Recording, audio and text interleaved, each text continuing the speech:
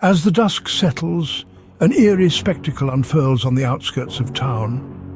A carnival unlike any other has arrived.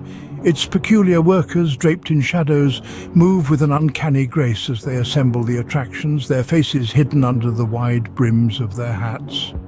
The carnival, a strange medley of the macabre and the magical, boasts attractions that strangely echo the fears whispered in the dark corners of the mind. The air is thick with a sense of unease, a disquiet that seems to seep from the very ground itself. Odd sounds, like the hushed whispers of the wind and the distant echo of a child's laughter, float around the grounds. The smells, too, are peculiar.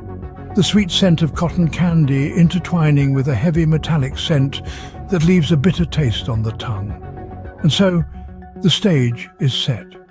The carnival, a world of dreams and nightmares, stands waiting in the gloaming. But little did the townsfolk know. They were welcoming not just a carnival, but their darkest nightmares. Inside the carnival, a labyrinth awaited, promising a journey into the deepest fears of anyone who dared to enter. It wasn't just a maze, it was a portal to a realm of terror. Visitors who mustered the courage to venture in returned with eyes wide and faces drained of color. One man spoke of serpents slithering at his feet, their hisses echoing in his ears. A woman, trembling, whispered tales of walls closing in around her, the scent of damp stone and moss filling her nostrils. Another visitor claimed to have walked through a forest of gnarled trees, with faces etched in pain, their twisted branches reaching out for him.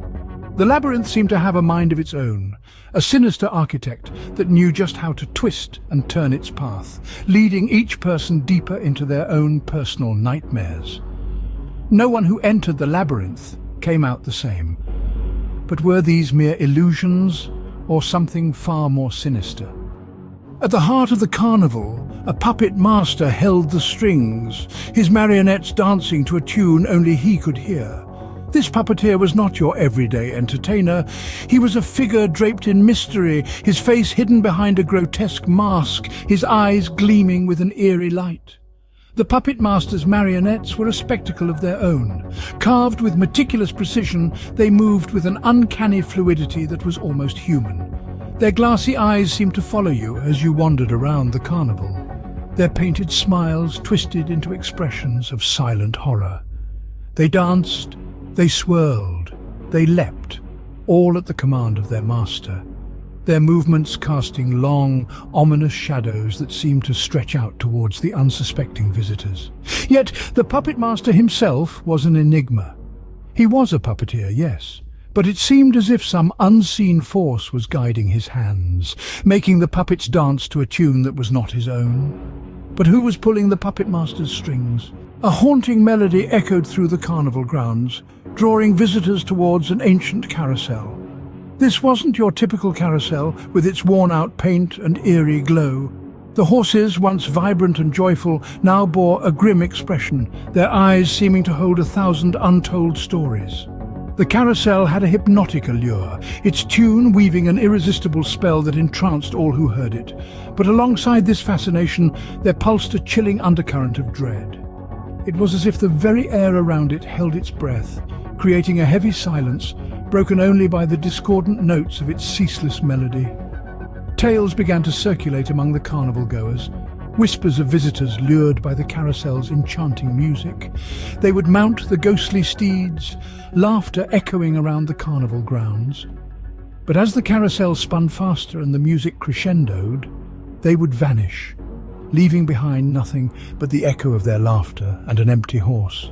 The carousel spun, its melody playing on, calling for its next victim. As the final echoes of laughter died down, the true horror of the carnival revealed itself. The gleaming facade of joy and excitement began to crumble, replaced by a chilling revelation. This wasn't your everyday carnival. Oh no, it was a malevolent entity, a living, breathing nightmare factory. Its strength lay not in its creaking rides or unsettling clowns, but in its uncanny ability to tap into the deepest, darkest fears of its visitors. It was a leech, feeding on terror and transforming those fears into tangible reality. Every shriek of delight was a morsel, every tremble of fear a feast.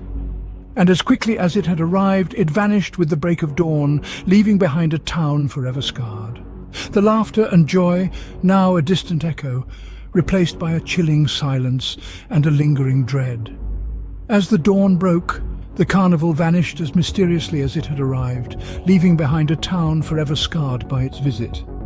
But one question remains: when will the Cursed Carnival come for you?